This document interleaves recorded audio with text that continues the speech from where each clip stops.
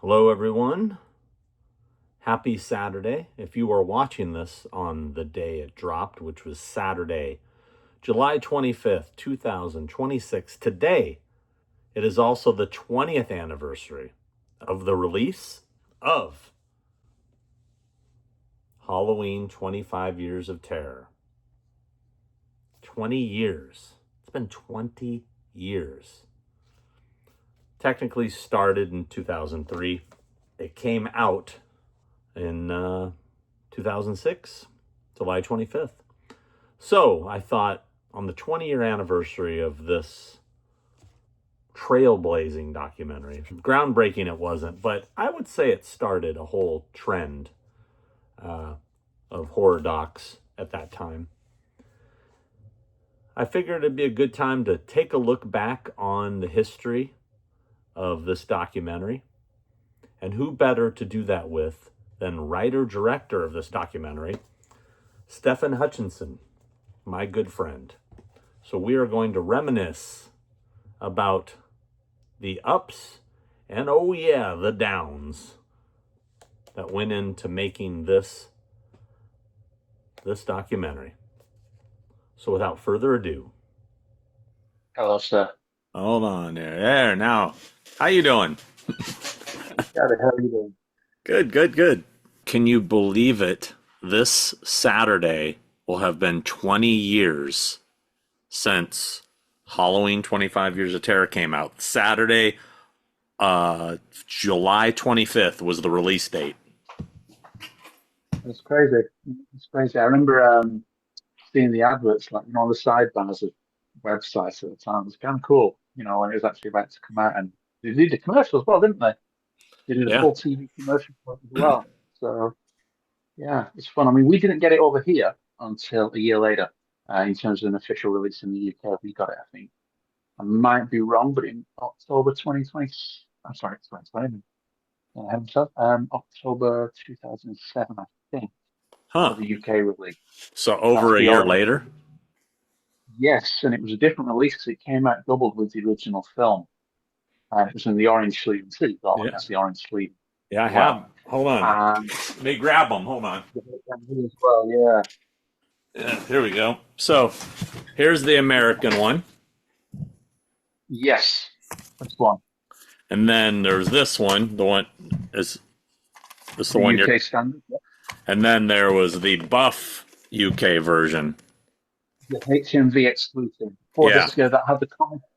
Comic was in there as well. Uh, Yep. yeah, one on there. Yes, because it wasn't Look in at that. regular UK. Four Oh, it is. four discs. So is the Lovely. comic only available in this version?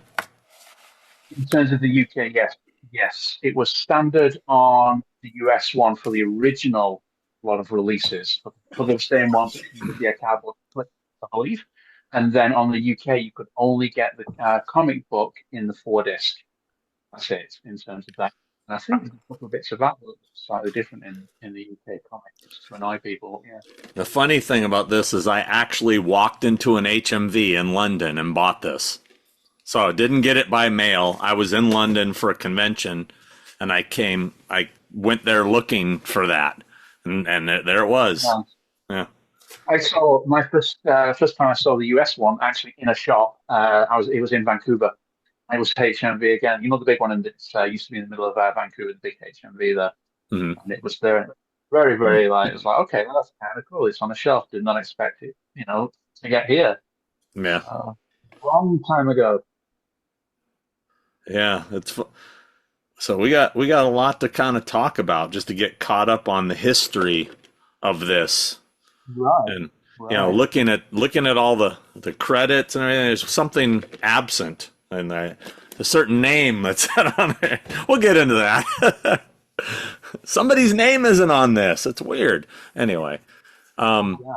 so I guess I'll start here. I just figured, 20-year anniversary of the release of this.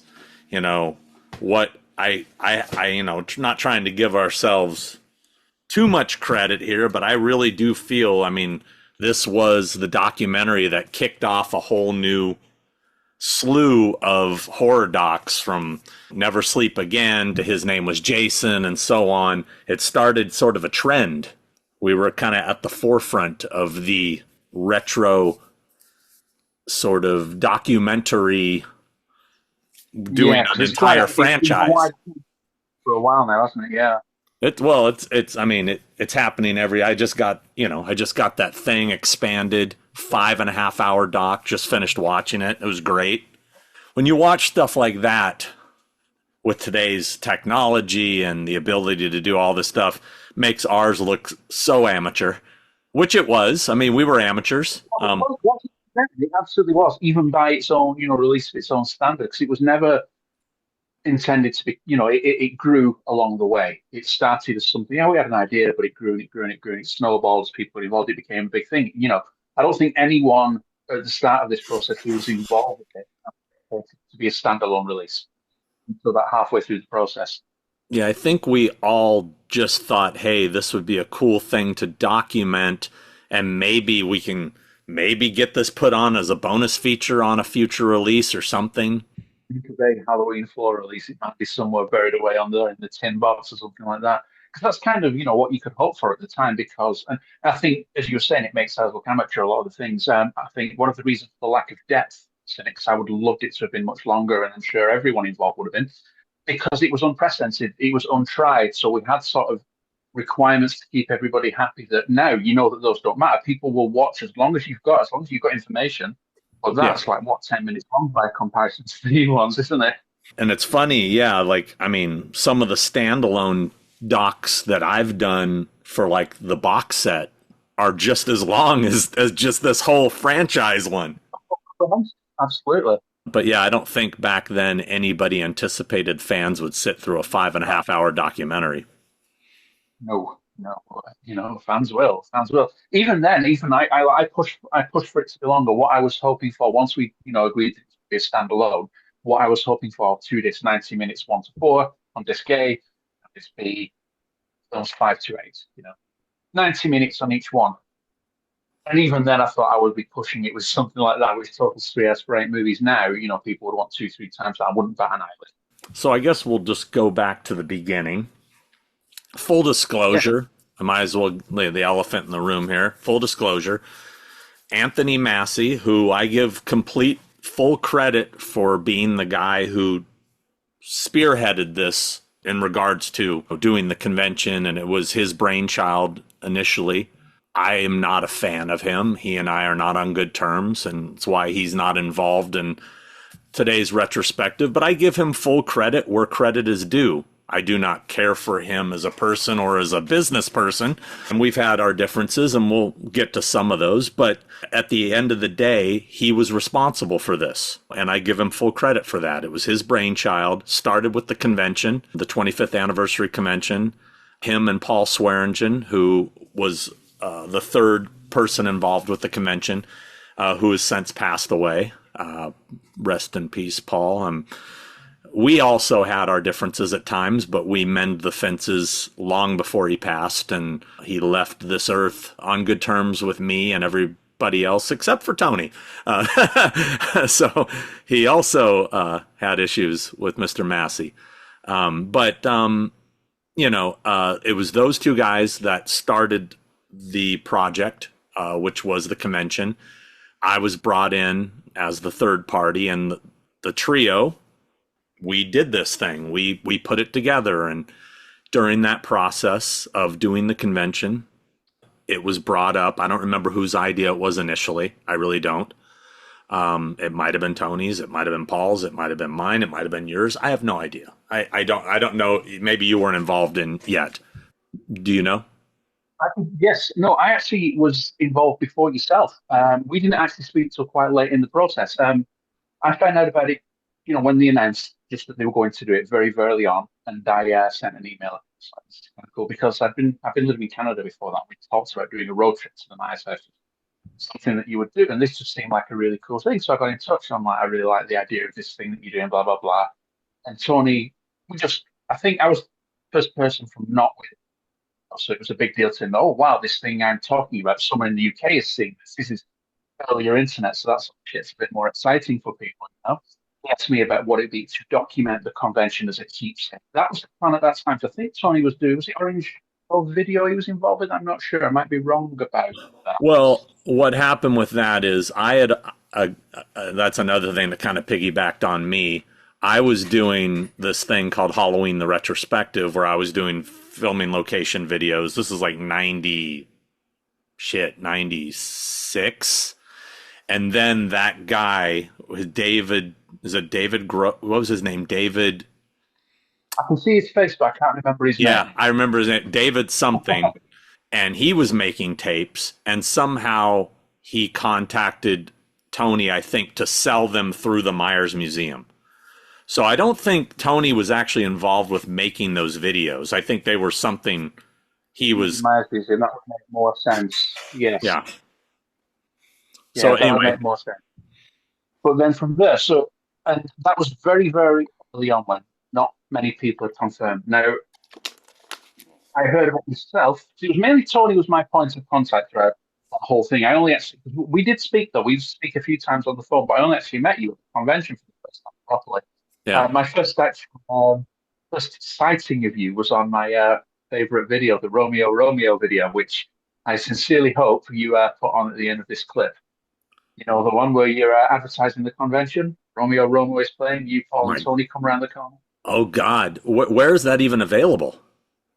Don't know. I don't have it, but I would love to see it again. I don't know if I have it. I remember yes, I remember it. I'm just trying to think of where that was online, right? We put it online somewhere. Well, it was when it was being promoted, so it's probably on the Myers Museum website back in the day. Yeah, I don't think I have a copy of it. I just remember thinking it was. I don't want to use the term that I want to use, but the lamest thing I'd ever seen. Yeah, I liked it. You liked it for all the wrong reasons, but go ahead. Yeah. You look kind of awkward to me that the song was blaring. So yeah.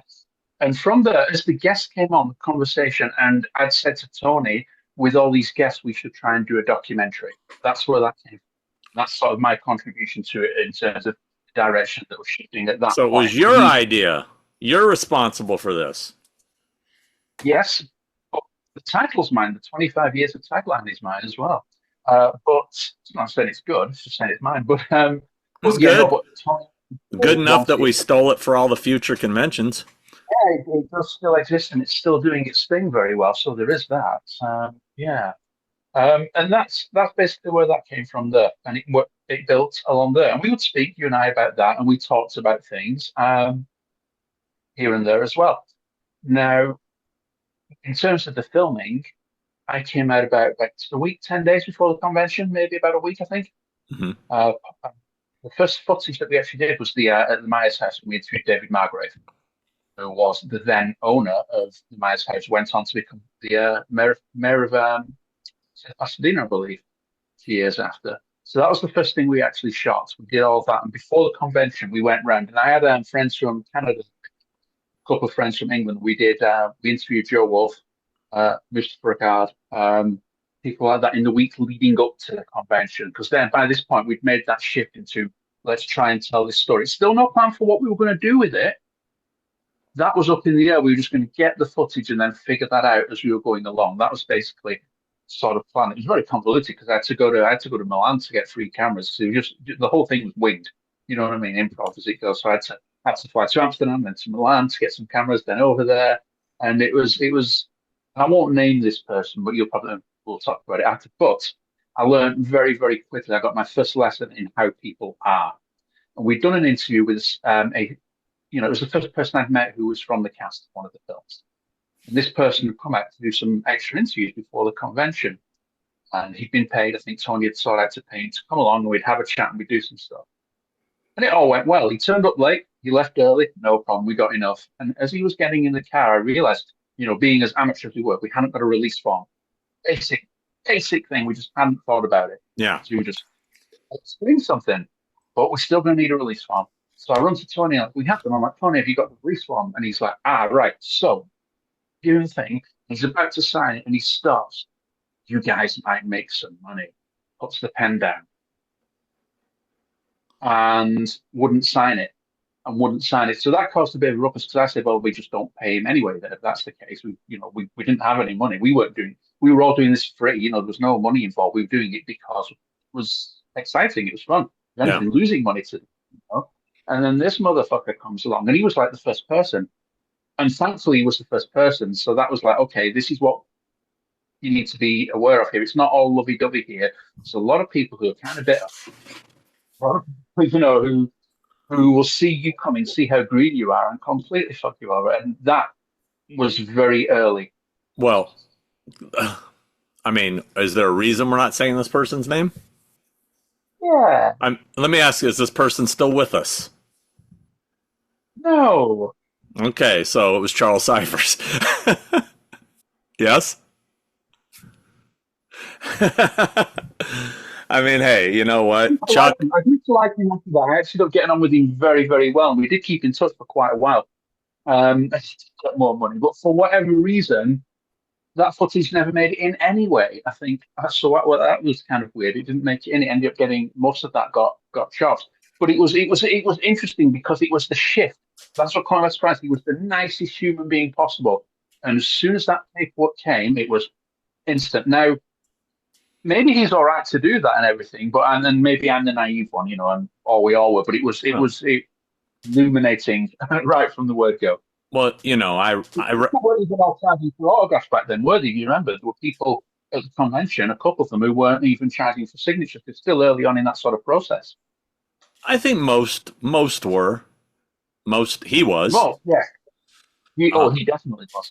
Yeah, He definitely was. I represented him for conventions for God, I don't even know, since probably just after that convention. I will say he was very money driven. I was his, personal appearance guy and friend.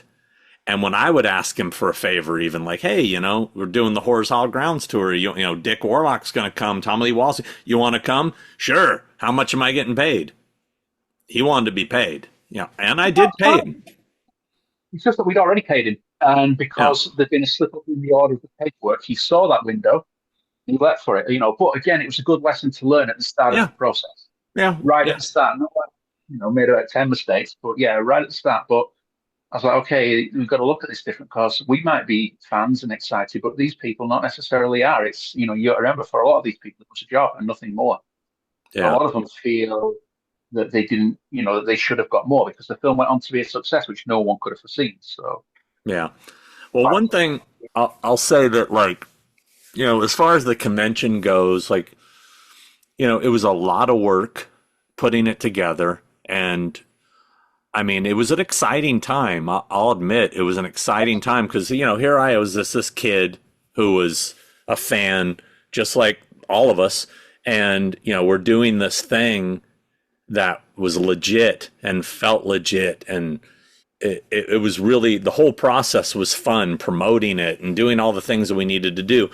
And the idea was we had this sort of memorabilia room that was being called the Myers Museum to kind of go after Tony's website name.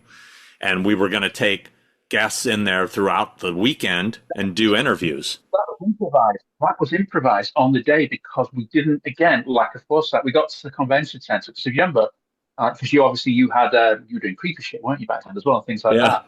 Very much. And horror shirts. Didn't I have horror shirts there too? Yeah. We've got the one with scare t-shirts as well. Yeah. And I had the comics to worry about as well. So it was all a bit chaotic. And we got there and it was like, okay, so because there wasn't even a green room, if you remember. It was set out because guests were not happy. There was nowhere for them to go. The whole thing had just been filled and those things hadn't been thought about. So what we did is we sort of commandeered merchandise because it was just the nearest thing we had to a backdrop that wasn't a grey wall. That was it. That was done out of desperation. Probably pissed off a lot of people who wanted to see that merch. Because we had to kick people out a few times. Everyone was nice. The fans there were great because it was a much smaller, closer event. But that was improvised in a panic because I'm like, what are we going to do? There was no room. There was no space. Yeah. Yeah, but I mean, it wasn't that room though pre-thought because I think we had it. The Myers Museum was going to be a place where there was going to It be was, merchandise and memorabilia. yes, yes, for that, but not for filming. It was Yeah. done. It was one guy. It was one guy's collection. Josh, I can't remember his surname. He's in the documentary. Looks like Tom Selleck. Um, and it was all of his collection for the most part that was in there. It was one guy's collection. It was mainly artwork, wasn't it? Rather, because you didn't really get physical items like you do now. It was mainly artwork from around the world and rare posters, prints, lobby cards, things like that primarily. And it was like the whole room was darker and surrounded by them. So we just took one corner wall and sort of scene. We tried to move it around a little bit. So we got Danielle trying to get her near a Halloween 4 or 5 one, but mainly we ended up just using dark backgrounds for the lot and just burying guests in one by one. And they were great. A lot of people would there was no one who was even remotely like had an issue with signing anything or doing it for free at all. At Mm. all. We didn't have no problem. So But we didn't get everybody that weekend. Like, I mean, no, we missed Dick Waller, which was a big one, which is why the actual interviews in there are primarily from the panel. And we do have some. I mean, there was some good footage here on the bus tour.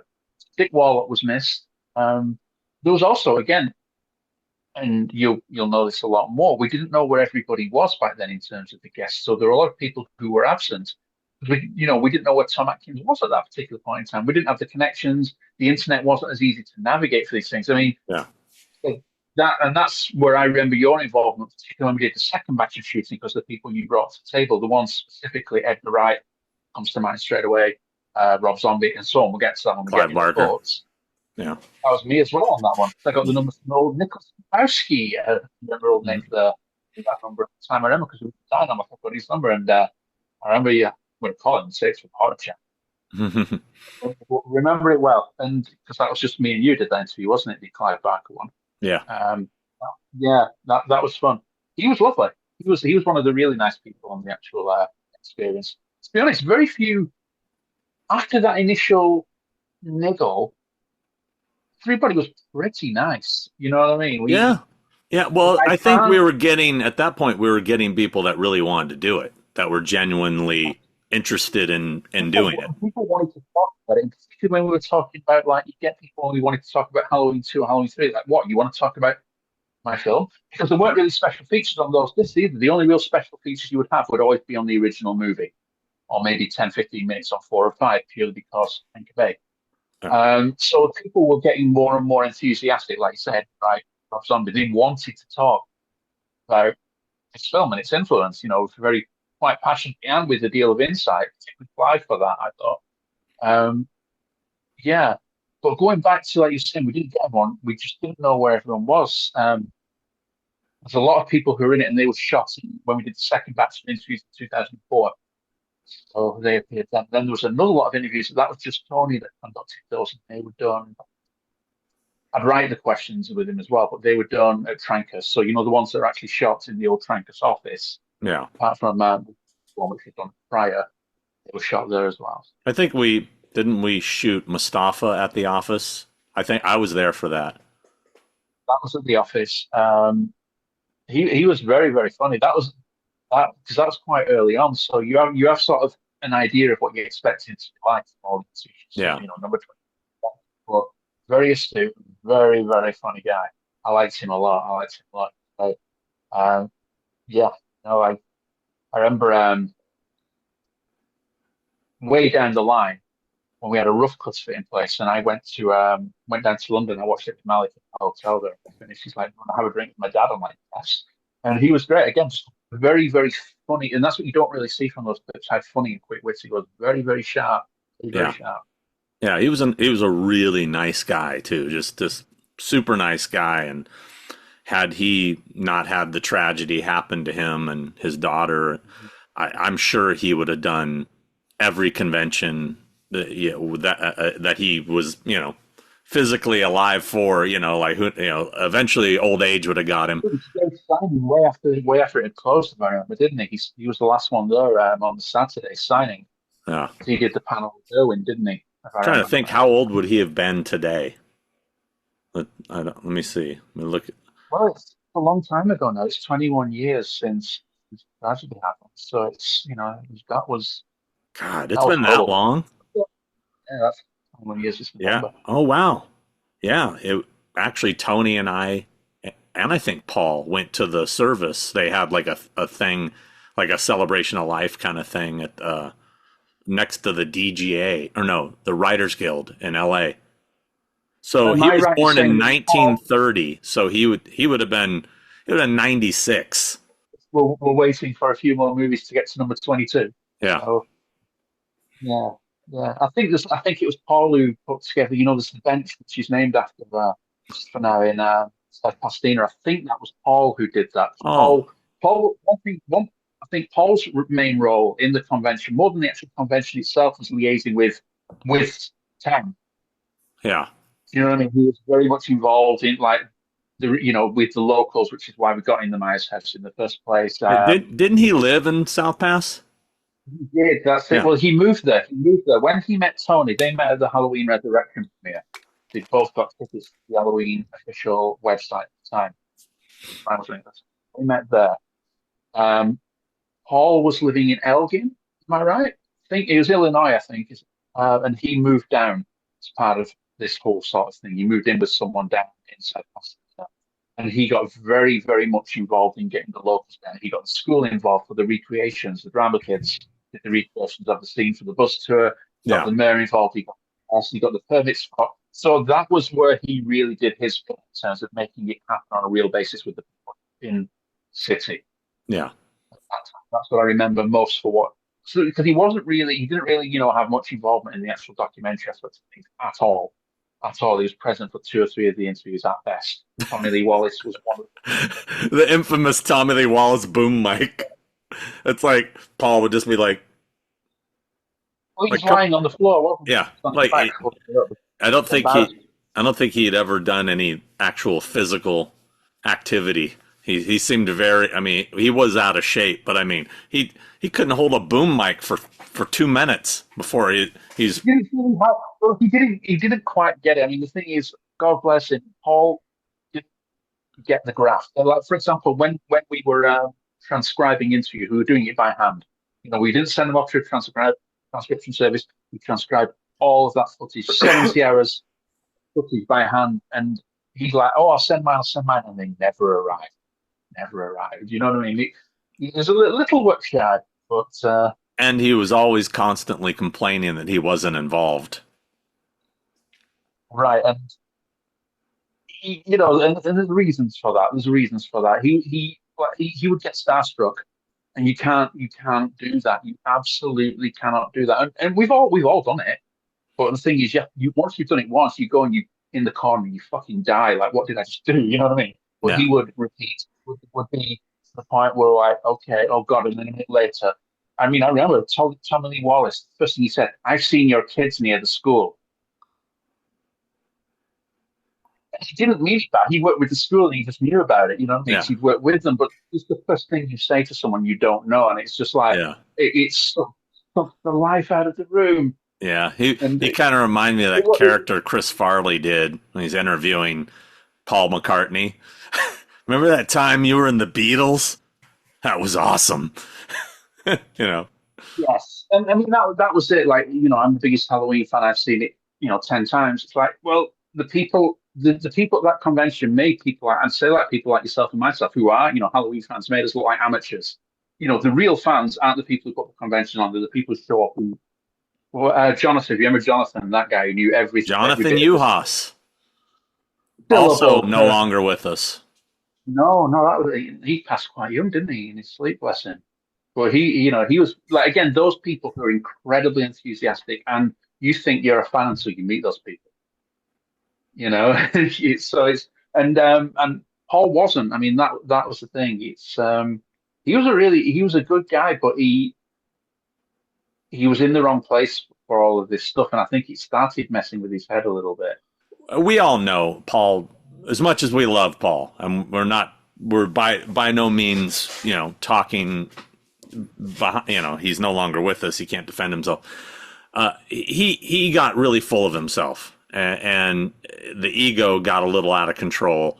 And we used to joke. We called him, what was the mayor of Pasadena or the king of Pasadena? I forgot Yeah. what we. Well, he called himself that, the mayor of Haddonfield, without Oh, any irony.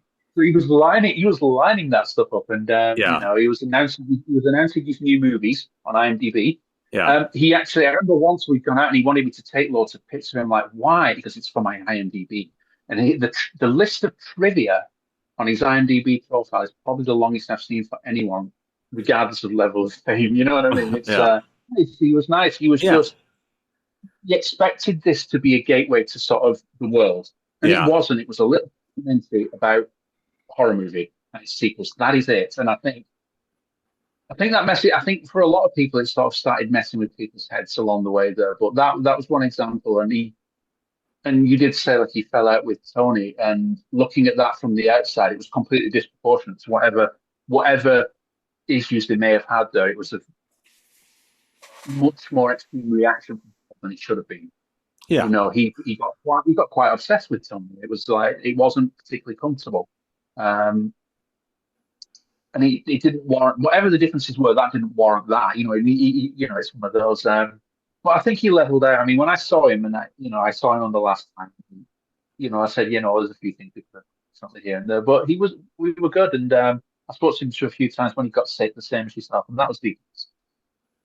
And obviously during the pandemic, he passed, didn't he? So yeah. 2021, I think. Yeah. Yeah, I remember I invited him. I can't. It's the timelines start to mix together, but I know I invited him out to the 40th or the 45th, 45th. No, 40th. I invited him to the 40th, and I yeah, and I believe. Yeah, I think he came. I remember I got him and I don't know if it was family or friends, but I remember he had it was like him plus 6. I'm trying to remember if I'm mixing up things, but I remember the last time I saw him in person, he did not look well, because he was always a heavy set guy, and he had lost a lot of weight, did not look healthy, and I do recall the last time I talked to him on the phone. You could barely understand him. It was really bad. I remember, I think this is what it is. I don't think he came to the 40th. I think he came to the 35th, but I think I invited him to the 40th. And at the last second, he called me and said, I'm not going to be able to make it. Thank you for inviting me. It means a lot, blah, blah, blah. And that's when last time I saw him, I wasn't at the 40th, but the last time I saw him was at the 35th as well. So that would make sense. Okay. Yeah. All right. He was in good spirits though, and it's yeah. I don't remember. What did he pass from? Do you remember? Like motor neuron disease, I believe. What is it? Motor neuron disease, I believe. I would check. I wouldn't want to speculate, but I'm fairly. That was that. Yeah. Not. He suffered, bless him. So yeah. Shame. Not nice. So getting back to the convention, it was a 2-day convention. We filmed everything we could, all the panels, everything was filmed. I hosted, I don't remember how many. I hosted several panels, and Tony hosted some, Paul hosted some, and I don't remember, there was a lot of weird ideas, like the whole matching jerseys thing. I don't remember whose idea that was. I heard about that. Was that where you guys were supposed to come out on stage as a convention crew? Yeah.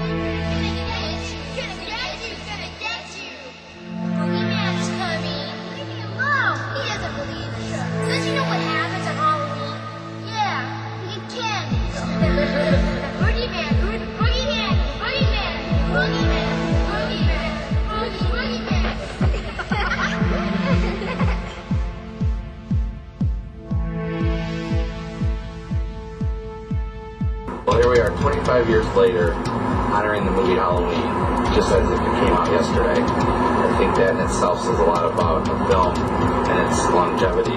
What we're celebrating here is 25 years of a horror movie franchise that has affected the whole movie industry. Without Halloween, you wouldn't have your Friday the 13th, you wouldn't have your Nightmare on Elm Street, you wouldn't have your Scream. I mean, Scream was a tribute to Halloween. It's everything that movies today aren't. And, you know, it's not commercial, campy, only young teen models in it, and all the cliches and all the bad one-liners and realistic acting, and just simple, you know, and I think simple and effective, and for its time, groundbreaking, and that's why people, I think, keep going back to it. This is probably the only movie series that really concentrates on their fans. We are honored and thrilled to announce that Donna Tucker, who's also here, and the South Pasadena High School Drama Department will be involved with the bus tour where they will be reenacting scenes from the movie while on the tour. Everybody in the world has seen Halloween. They keep making sequels, so people keep rediscovering it. It was a little movie with a little budget, filmed in a little amount of time. The fact that they filmed it here in South Pasadena using real streets, homes, schools. The Halloween Returns to Haddonfield Convention is a fundraiser for a children's hospital in Pennsylvania. And we're donating all the money sort of as a collective way for all the fans to say to the writers, the directors, the producers, the crewmen, everybody involved with all these films, thank you for all of the films and the joy and enjoyment that you brought to us. We couldn't be more proud of them.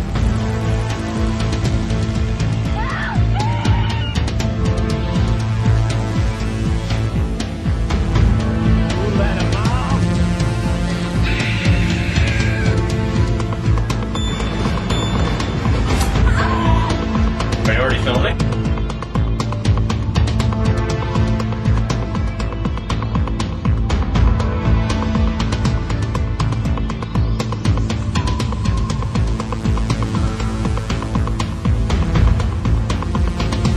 And we did. And there somewhere there's a picture of all three of us wearing the matching jerseys with our names on them. And This could be more famous. This is great. I sold mine. Somebody bought it from me years ago. Yeah. So somebody has the 20, this is number 25 Clark on the back. I believe it was just like a Cleveland Browns jersey because it was the right colors, orange, brown, and black. I don't remember whose idea that was. It was, you know, I all those pumpkins that were on the stage were mine. I still have all of them. I put them out every Halloween. Everything was do it yourself, you know. Yeah, and anything that wasn't got auctioned at the end, didn't it? All the bits of the stage, chairs, the banners. Charles Cyphers' jacket got auctioned because it turned out that Cliff Emmett played an auction seller in a previous role, so he did the auctions on stage live. Oh, wow. And, yeah. We had I remember I had the chair backs made because at the time with horror shirts, I was doing screen printing. There used to be a store called, God, what was it called? They're out of business now. It was a chain, and they sold director's chairs. And I just went and bought the director's chairs, and I took the backing, and we screened the 25 Years of Terror, or H25 logo. I still have mine. I do still have mine that I had all the Myers guys sign. And yeah, so we auctioned all those except for, you know, whichever ones we kept. And then, the banners, we auctioned because I was like, I think that was my idea. I think I came up with the auction idea like, hey, we can generate money by we're never going to use this stuff again. It says H25 or whatever, return to Haddonfield, and let's just sell it. Those banners are huge, you know. I mean, you just take them home on the wall. I still have the ginormous H40 banner that was on the front of the Pasadena Convention Center. I still have it, like in my garage. It's massive. Yeah, anybody want it? Let me know. I'll send it to you for the right price, of course. But it's the one that hung over the door. It's huge, but it's made of this it's almost like a screen material. Like you can, if you're up close, you can see through it. Anyway, yeah. So we did that, and then suddenly it was like silence. We had worked so hard to build up to this thing, and all the stuff was done and it was over, and we were all pretty sick of each other at that point. Tony and I butted heads quite a bit. We're both strong personalities. Paul was just a yes man, but he was very much Tony's lapdog at that time. And so he and I did a lot of this. But at the end of the day, we pulled it off, and both of us brought good things to the table that made a successful event. But then I guess at some point, maybe you can elaborate more what was going on behind the scenes. I suddenly just stopped being contacted, and I just thought things had stalled. I didn't know anything was happening until I saw the press release that popped up on Dread Central, or Bloody Disgusting, that announced the 25 Years of Terror documentary coming out from Anchor Bay. And that's when, I was like, what? So. Okay, the missing months. All right, so obviously when we're done the shooting, I came back here to Blighty. We shot into with Kim Newman. And it was then about what we're going to do with this, you know what I mean? So I had those, and I came home and I cut a trailer footage over here, just a quick trailer that I sent over to Tony, and I think he was going to send it out. Now, obviously, at this point, there's essentially two sort of camps here. There's me looking after the film crew, which is me and my mates, basically, and then you've got the convention crew, which is you, Tony, and Paul. And that's where you've got your rift over there, basically, because again, you guys have fallen out during the convention. I don't know what actually started that. I don't know. I think it was something. I think it was Paul actually.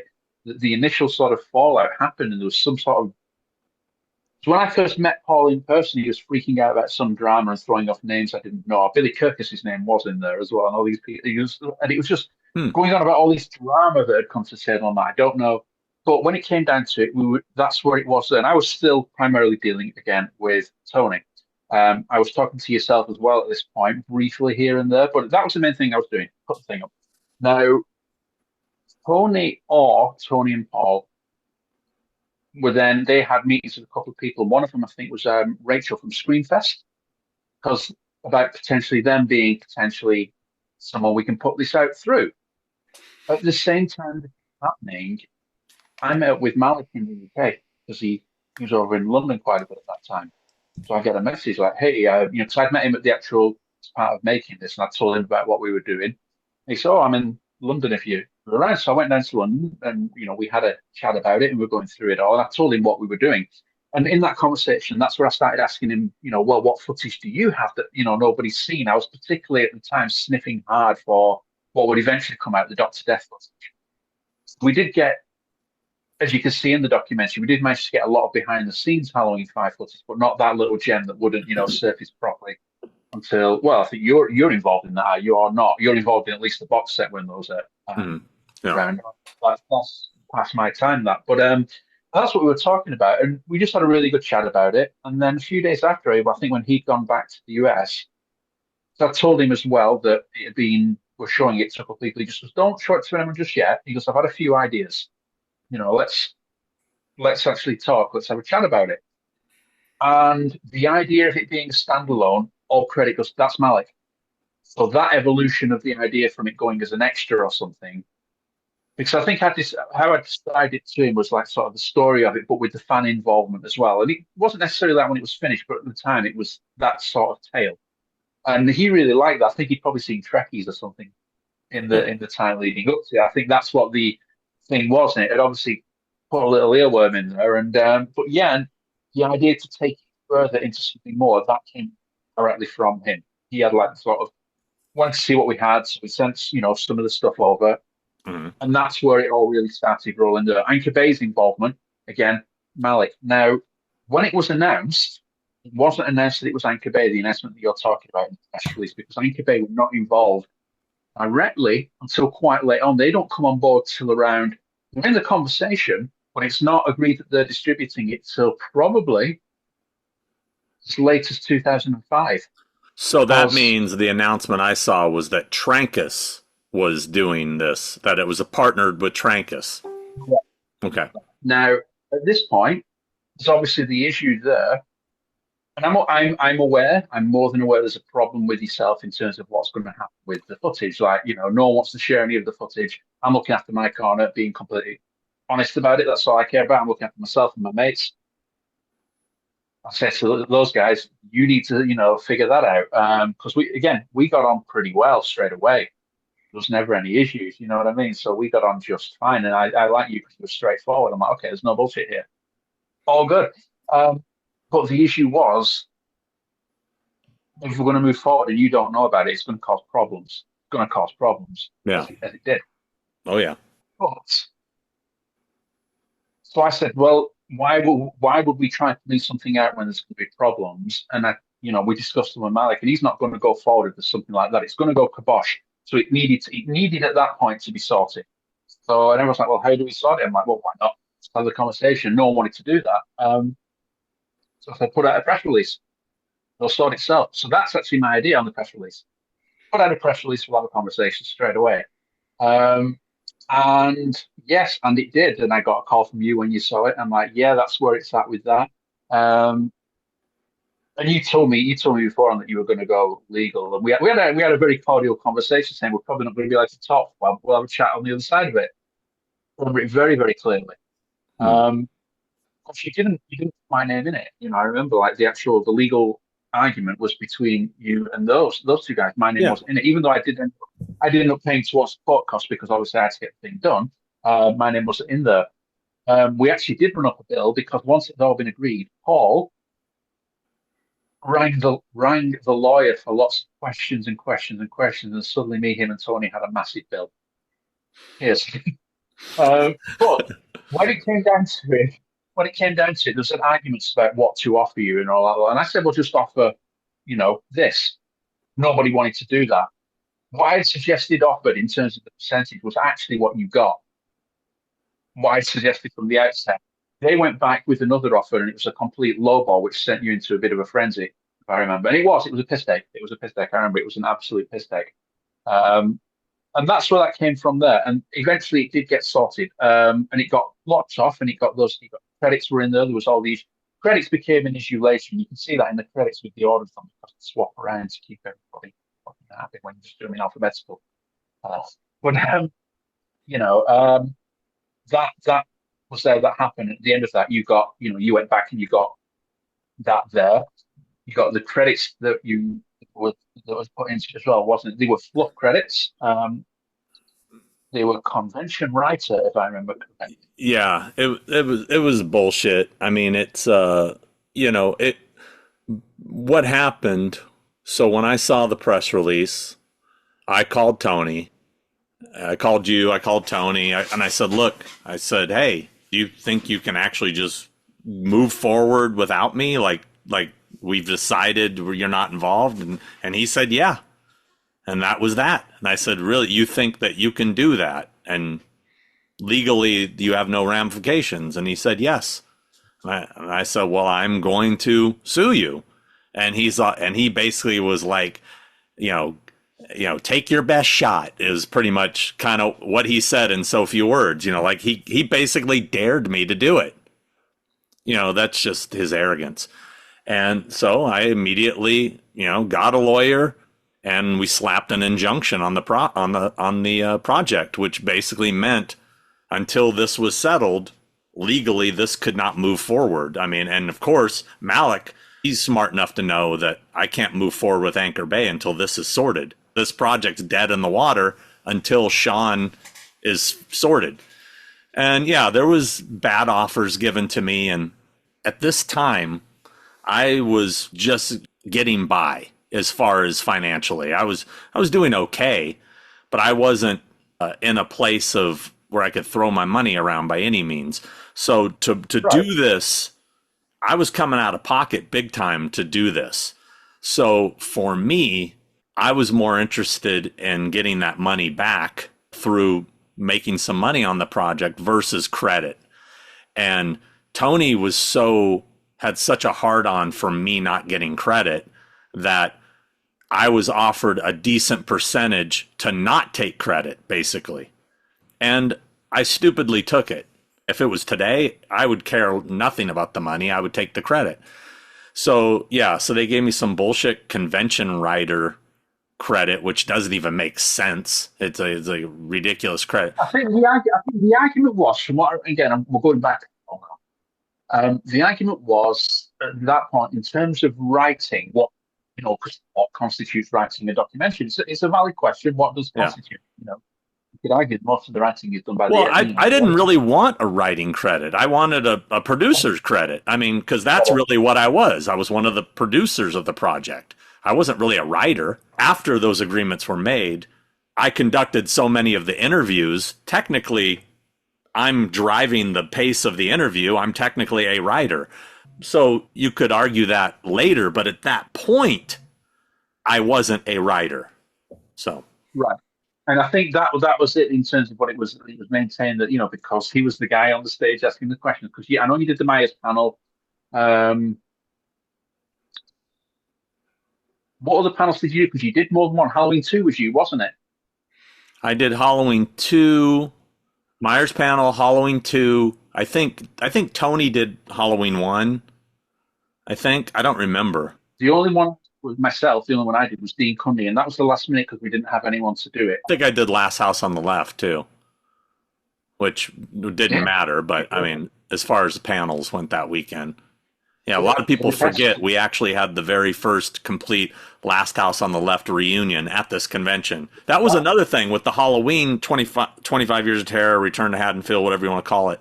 We didn't leave it to just Halloween people. It's not like today where there's too many Halloween stars. Back then, we only had access to so many, so we thought it might be a good idea to bring in other people that are non-Halloween people, like Ken Foray, who wasn't a Halloween person yet, stuff like that. Speaking of Ken, I saw, well, you might already know this, but I saw Ken a few months back, and I had the footage of him there. I'm like, you won't remember this, but he's actually talking to the camera, like, Steph Hutchins, please send me this footage. It is 20 odd years after, and he was pointing to, forget the guy's name, I'm not good with names. He was Bennett in Commando.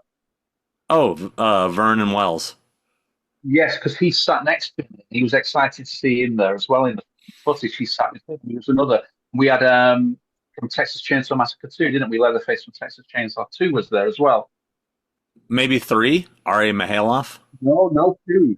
Bill Johnson? Bill Johnson? Bill Johnson, he was there, yeah. Oh. I remember him getting very excited with a friend of mine about blue cheese.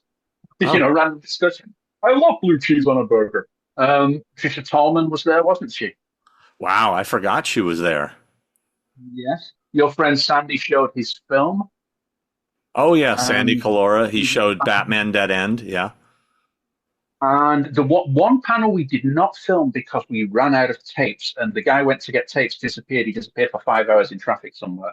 And the one panel we did not film, and I deeply wish we did, was with, again, I'm not good with names, director, friend of yours, collects props, owned Robbie the Robot for many, many years. William. Bill Malone. Hello? Bill Malone. Yeah, he sculpted the William Shatner mask, which became Michael Myers, yeah. That's the one panel we missed. That makes me very sad. Very, very sad we did not get that. So at that point, then we start looking at doing another shoot. So because Malik's on board, we start getting access to people we didn't when we were coming as fans. Because we're working now with Trankers Them, it's a new company that's set up there. We're working with them, and we start booking up. So I come over in 2004. I'm staying in Culver City this time, but it's just me. I don't have my crew. And we essentially there's essentially 3 shoots that I do over that 2 weeks. First one is myself and Tony. Then it's me, you, Tony. And then it's me and you. Over those 2 weeks, how we end up doing all the interviews, how they break down. Okay. Oh, yeah. Well, before we get into that, let's get into how suddenly I'm involved again, because Tony was dead set on me not being involved, but Malik said, you can say because you heard it. Is this the special feature aspect of things, or is that later? No, this is just working on the doc. Remember, he wanted, here, you've got the deal is settled, we're done with you. Well, I'll tell you what my stance on. I don't remember too much about my stance. My stance was, regardless of any issues with you, the point being is he's being paid. He's not going to get paid anymore. I was completely mercenary about it. He's not going to get paid anymore. His credits are blocked off. If he can bring more, why would you not want that? Why would you not want more stuff that can come to the table He's not going to, whatever you brought to the table after that point, you were not going to get any more for it. So to me, it matters. You could be the worst person, well, maybe not, but you get the point. You're bringing stuff to the table. There's no logical reason to not have you involved, and that was my stance on it at that time. It just made no sense. Otherwise we're doing more and more, and you can just sit up and load it up and wait for it to come in. Work that motherfucker, and it just makes sense. I mean, because all I cared about was the project being the best it can be, which sounds what everyone says, and it sounds like bullshit. But I did. That's literally all I gave a shit about, and that's why at the end of it, I was a very miserable person. I've barely watched it since. But I wanted it to be the best thing it could possibly be, and that mattered more than it. That's literally all I cared about. I was already way in the debt with what I'd done in terms of the filming. Again, flying over, going getting cameras from different places. I was stacking shelves to pay for this shit. Like you said, we were all doing what we needed to do. So it just made no sense for me to not have you involved. The only sort of other thing was, what about Paul? Because Paul was like, when are we doing the interviews? And again, and I think that's where the falling out happened there, because he was going to be problematic. It's going to be problematic. So yeah, we did a couple of interviews right at the beginning. Then, and I can't remember which ones those were. Well, it had to be Tommy Lee Wallace because Paul was there. That was one of the last ones we did. I can't think what the ones with Tony were at the beginning. So I did a few just with Tony. I did Dennis Etchison by myself. That was done quickly. That's why it's got the horrible hotel room background. I quickly pulled out the camera. Dennis was fascinating, and he told me loads and loads of things that I can never put on camera or even repeat now. But he was a really, really interesting. One of my favorite people that I got to spend time with. Who was that? And I wish I'd spend Dennis Etchison. He wrote under the pen name Jack Martin, if you remember. But he had been around, and obviously, as we know, he wrote the draft of Halloween 4 on the floor with Carpenter. Well, the last take on it. He was really interesting. I liked him a lot. And one of the interviews I did with Tony was Nick Phillips at Miramax. The old Miramax offices when they used to face over the House of Blues. Way, way, way back. We went there to do that. And that was kind of exciting because nobody knew about the evil that was going on behind those doors back then. So it was just like, hey, we're a studio. But now you're like, ugh. In terms of what we did as a group, first one that comes to mind, that will always come to mind. Well, you know exactly which one. The hospital. Oh, the Beekler. The hospital. We'll come to the hospital in a moment. That's Beekler. Yeah, that's his friend. That's another story. Oh, yeah. So John Carl Beekler. Yeah, that was you, me, and Tony. And we went to MMI, Magical Media Industries, to interview him. And I've told this story before on the podcast somewhere I've told this story. But he comes walking in, actually wearing something similar to what I'm wearing right now. A pair of, mine are a little tighter, a pair of sweat shorts. These went right up to the line, man. These were very 1980. Yeah, but yeah, he had them hyped up pretty high. But they were big and loose, and he sits down in the director's chair. We got it all. The shot is set. He sits down, and his balls basically fall out of his fucking pant leg. Like, it looked like a baby's head just popped out. Like, it just, and they are like literally right there. I mean, it's like he's sitting like this, and they're like right here. I mean, they're just, and it's like, not like they're kind of visible. They're hanging out. How do you not feel the breeze hitting them? But we all kind of look at each other, and nobody, pun intended, had the balls to say anything. But we're framing him like this. So we just, on with the show, interviewing him, it's like this. You know, you couldn't help but, it's like this distraction. The testicle that demanded its own eyeliner. Yeah. Like, we do some makeup, put a little makeup on him. Little dad. You were lined up right for that. So I remember, like, you were there. I had the camera. Tony was doing the boom mic. I remember that. Because that's just before the statue fell over as well. The expensive Halloween 6 prop collapsed as well. My favorite, like, sort of follow on to that story is it, like, later on that afternoon we went to do we will come at this as well, but the Rob Zombie interview. We went to interview Rob, and that was at the old Hustler building on Wiltshire, wasn't it, if I remember correctly? Hustler building, He yeah. was editing, yeah, he was editing the Devil's Rejects. We got to see a bit of that when it was still being chopped up. He was really nice that day. And Yeah. we were telling him what had just happened. Like, so, yeah, we were just interviewing Beagler, and he's fucking bollock popped out. And he's laughing hysterically. He's like, again? And we're like, what? Apparently, this is a thing. And so he had his own story about Beagler's bollock. He's just like laughing hysterically about how they were on some set where he was the effects guy, and he's lying back on the weights like that with these little boy shorts on, these legs spread, and people walking on. Jason coming out of the lake right there. Boom. So he was in tears. He was like, "You're not the first to tell me this." So maybe that was his kink. I don't know. Maybe. Wow.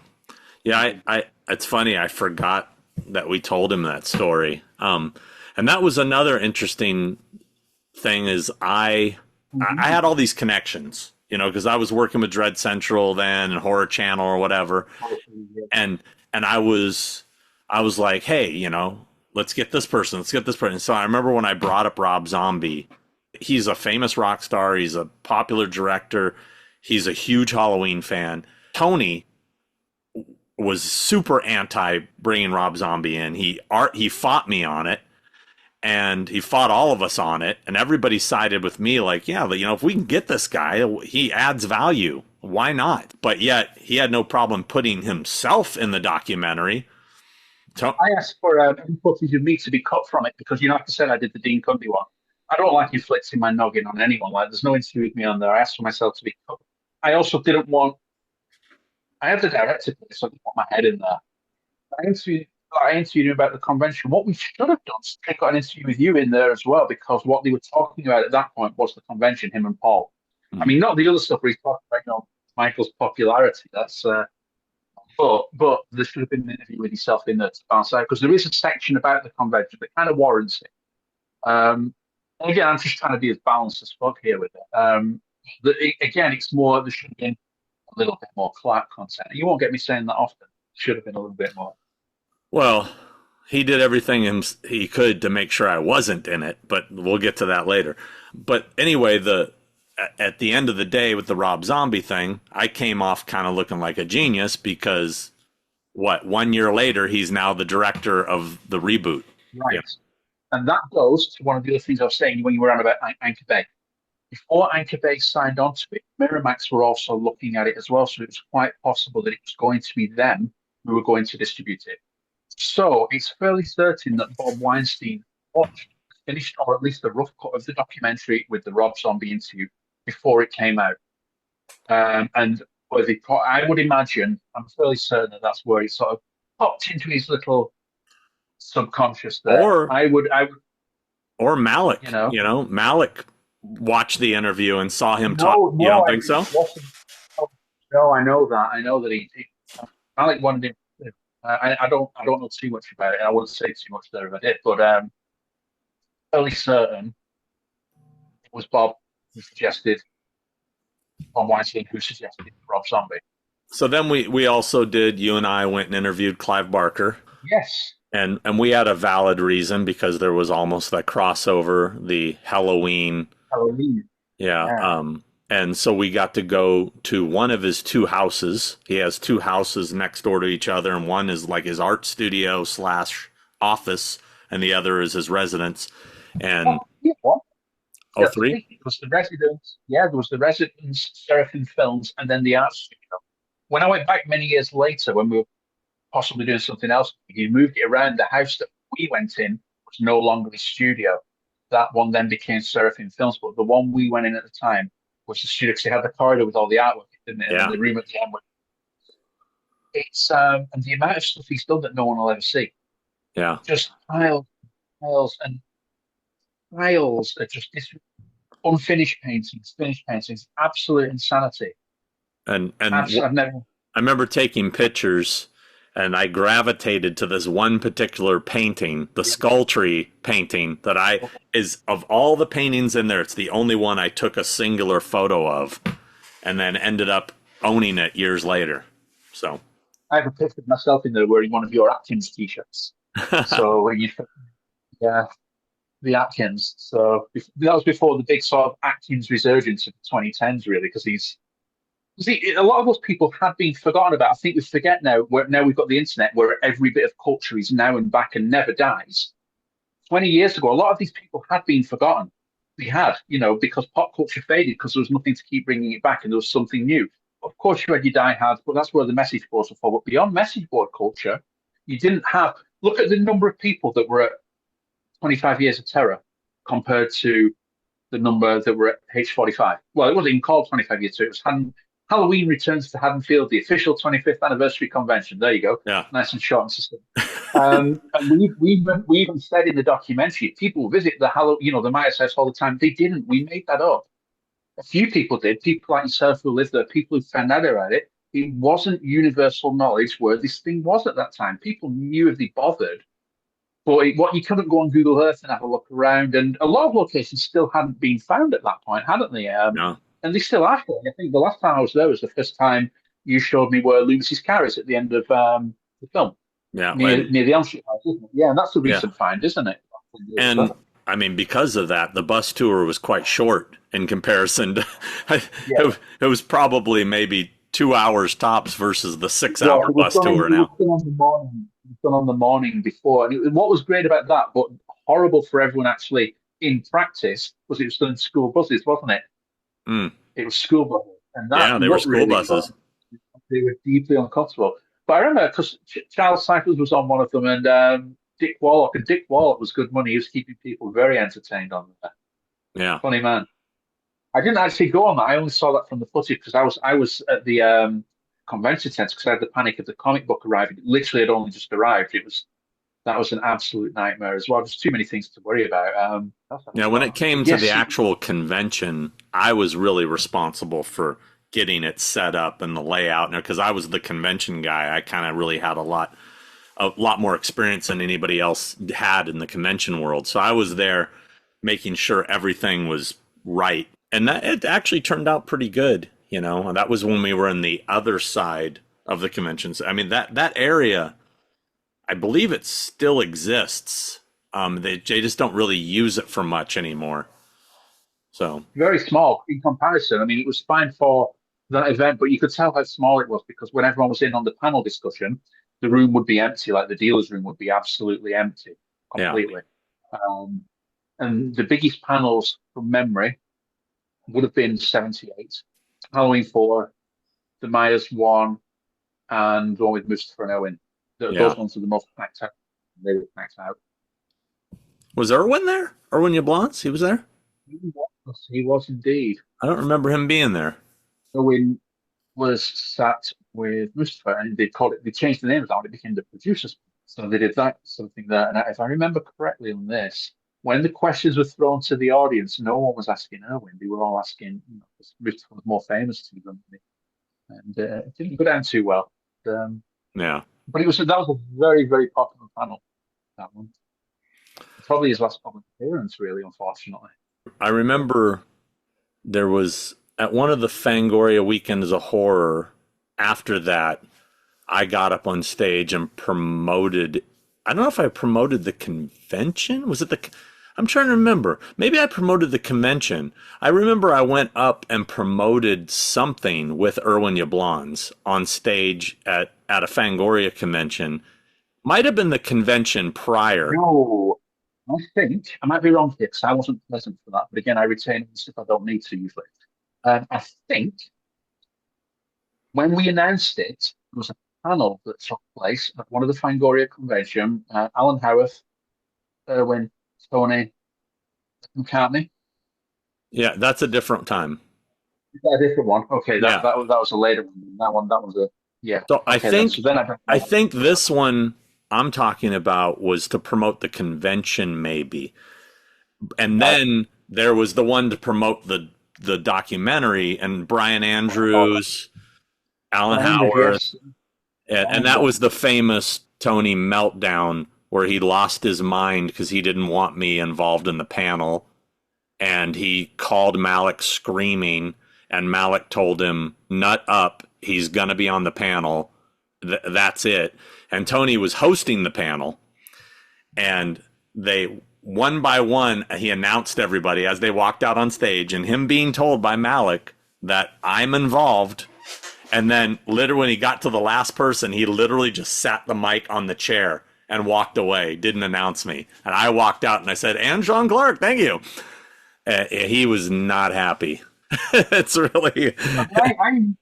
Obviously I wasn't there for that, but I would hear about that from other people years after. So it's like a couple of years after I met a few people who I'd never met before, and like someone says, "Oh, you did the documentary." I'm like, "Yeah." Well, you should have seen Sean Clark and Anthony Massey backstage. Or you should have seen, you know what I mean? It became a little bit of folklore there. It was a lot of drama. There was a lot of drama going on, and it was unnecessary. He absolutely deserves a ton of credit for everything that happened, from the convention to the documentary. Here's the thing. Here's the thing. And again, I'm trying to be objective about it. The main shift is you needed more credit. That's really the shift there. It's not to take away from what anybody else did. You know what I mean? The dude worked his ass off, absolutely. And yes, all that trouble was unnecessary. Yeah. But, I mean, I know a lot more than you did in terms of what he actually did. And he was there for a lot of it. Now, did we agree on everything? No, we had, there's quite a lot I disagreed with about it. And that just is how it's going to be. I don't like the finished documentary. I've said that before. It's not something. We'll touch on that as well. I like the first half of the experience, and then later on towards the end, it became watching him back, which it never was in the first part. You know what I mean? It became deeply unfun. Unfun is the best way I can describe it. Yeah. But everybody worked their asses off. Everybody wanted it to be the best. Our definition of what the best is varies drastically. Yeah, I'll say that. I'll say that we have very different opinions on what it should be. Like, for example, when it was being pitched, Tony had mentioned that it had tidbits, and I would never use the fucking word tidbits in my life. Yeah. I'm miserable. So, but you know what I mean? We had differences, but everyone wanted it to be. And also, again, like you said, no one had done this. This was the first time that fans were having a go at this. So it was uncharted water. And, I mean, I'm talking as if I didn't do anything wrong. There's a million things I probably would have done differently with how I behaved, with people, or how I'd done that. Absolutely, because it's learning. And I was just trying to protect that little corner that I had and failing miserably at doing that. So I don't know. I think all of us could have behaved a lot fucking better, to be honest. Then again, you hear about some other ones. At least we finished the thing, and it exists. And whether it's good or not, it did what it needed to do. Yeah, I think I want to say. I will go on record to say I don't think it's a very good documentary. I mean, am I proud of it? Yes. I'm proud of what we accomplished. I think fans hold it in a high regard because of nostalgia, and it's the first of its kind. And people go, oh man, when they got this, nobody had done something like this before. And the excitement that was attached to it, good or bad or mediocre, whatever you want to say, people loved it. And people still come up to me today and tell me how much they loved it. I can't watch it. I mean, I haven't watched this thing in probably 18 years. All right. And because, I mean, also there's a lot of bitterness within me when I watch it. That is emotional color. You know what I mean? There's two issues there. There's the quality of it. Yeah. And it's not great. I'll tell you a bit more of my take about that in a moment. But there's also, you've got, simply for different reasons, there's an emotional baggage that comes with it, which sounds really silly saying this about a fan documentary, but it wasn't. We went through a lot of crap making this thing. Yeah. A lot, And also, we also dealt with a lot of personal events along the way. It's like a timepiece of a tricky period of life for a lot of people. And it, unfortunately, again, with it being new, I think I learned then what any possibility of success was people very quickly if they're not sure. I think every single person involved in that. Paul's the most obvious, overt example of it, of what it did to someone. It was just very, very strange seeing this shift. But yeah, it just didn't need to be as full of fucking bullshit as it was. And it could have been. The problem is, when I watch it, I don't think it's the worst thing in the world if you look at it in context of when it's made. If you look at it in context of everything after, it's dog shit. But if you look at it as its own thing at its time, I like bits of it. There's not enough of it, and there's certain bits of it that make me fucking die inside. I cannot stress that enough. I don't need to go into the specifics. It's just I watch it, and sometimes I'm like, I would never have.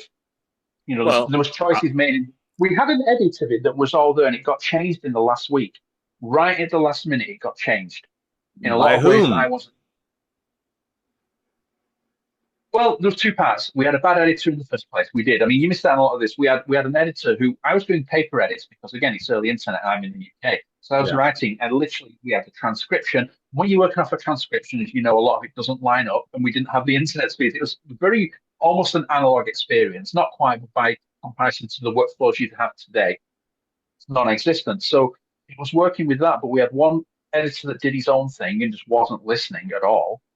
And then we had another editor in with a lot of ideas, and it kept shifting. And it's like, just stick to the fucking blueprint. And then if that doesn't, and we can refine from there.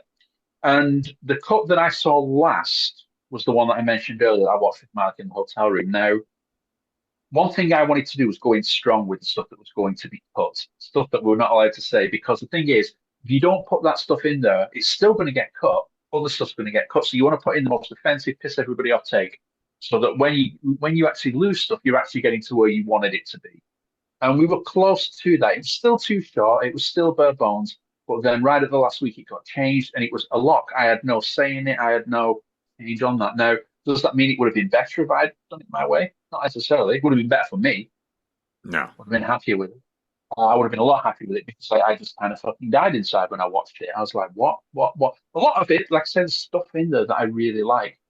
And then there's stuff that's just really awful edits. Like, I mean, the one bit where we're talking about nudity and we show the same shot of Pamela Shoot's breast twice. It's like, it just makes me cringe.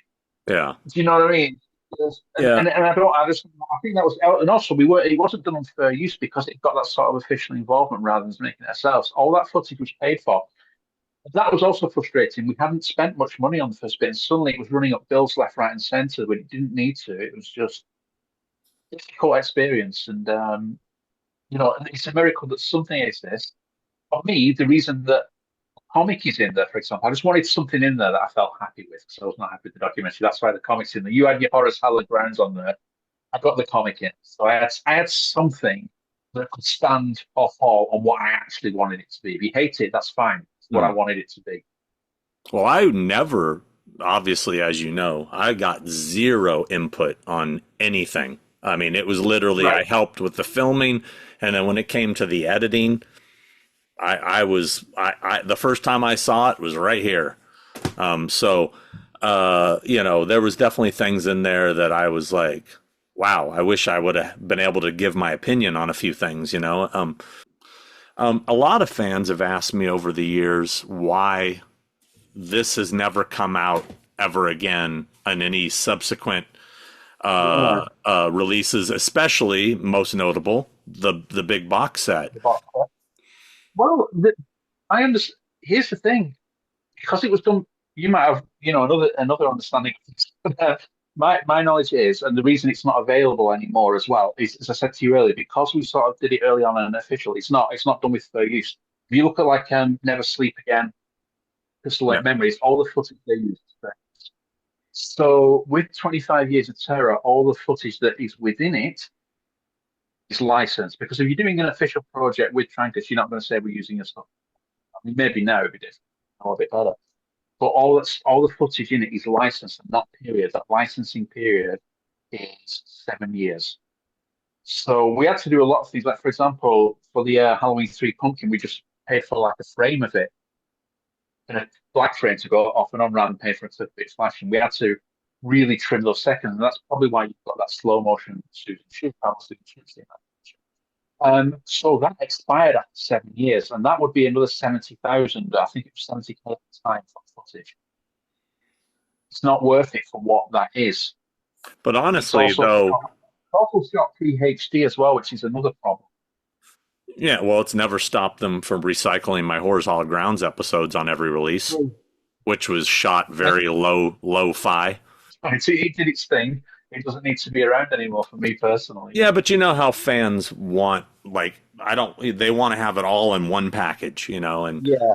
Well, you would think now that all the footage that you guys licensed by today's standards would fall under fair use because it's all referenced for educational material. So uh, wouldn't be able to get away with using it? Good question.